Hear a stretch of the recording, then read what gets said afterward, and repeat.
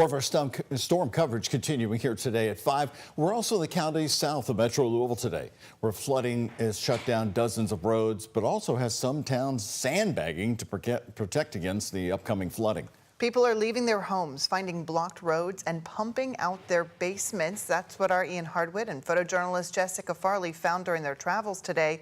They join us now live and have a look from New Haven. What are you seeing there, Ian? Shay, the water is starting to come up to the road. It's about an inch or two away from spilling over here in the middle of town. And as you look behind me, this barn structure here, it's completely covered in water. And as we move over to the right, this woman's home right here, I mean, the water's just an inch or two from entering her porch. She said the water rose a lot faster this time compared to February. It isn't as high as it was in February, but that's changing. It's why the sandbags went down here. We caught up with the men putting them down earlier today. Nelson County Jail inmates volunteered, putting sandbags around the county in the rain as waters continue to rise. Great exercise. Here they are at Boston Community Center. The nearby Rolling Fork River projected to rise to 50 feet on Monday, 3 feet more than February's round of floods. It's hard, dirty work, I'd say, and heavy lifting. An opportunity to give back to my community, help it out. I think it is awesome. It gets them out and gets them about and to find a better life than what they have. Next door, Diane Jackson said her daughter's leaving the house this time a shift from February. And she's got to get a U-Haul to move her things out, mainly her dogs, her furniture, everything. This is Nelsonville Road, which connects New Haven to Boston. And as you can see, the water's already coming up over, and even as it rushes and drains out, this is only going to get worse as the rain continues through the weekend. We turned around, ending up in Hodgenville. That's LaRue County, where Creekfront Park is earning its name. The basketball court underwater. Rushing water blocked off homes across the street.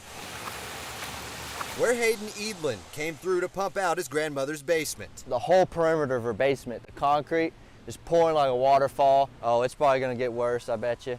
We're supposed to get some more rain tomorrow. Rain he's prepared to handle. Out on the roads again to buy another pump.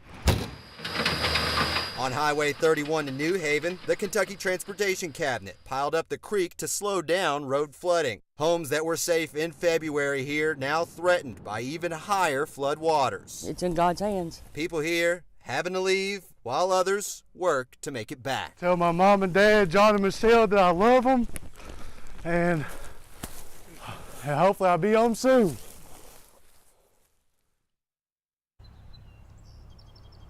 Well, Ian, they're used certainly to the flooding in New Haven and the Boston area, but what are you hearing from the residents as you're talking to them? Do they expect this to be any kind of historic form of flooding in the next few days? It already looks bad.